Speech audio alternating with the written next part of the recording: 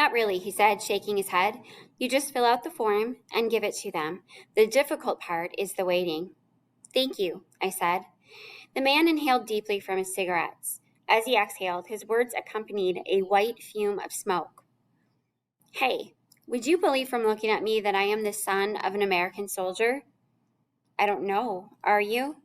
Well, not exactly, he said, scratching his chin. My father was a Frenchman. I hope I can fool them at the interview. What do you think? I don't know, sir, but good luck. Thanks, he said. You too. Did you bring anything for the deputy chief? No, I didn't know I had to. The man nodded his head knowingly. You don't have to, but you should.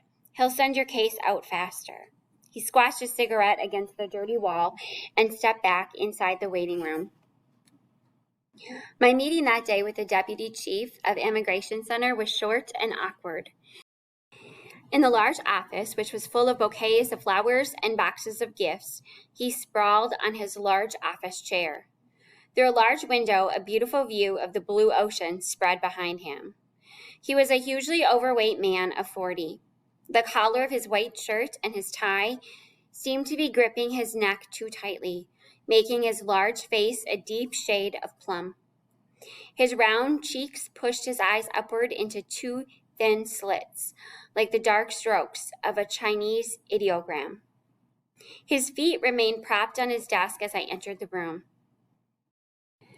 What can I do for you? He shouted over the crash of the waves.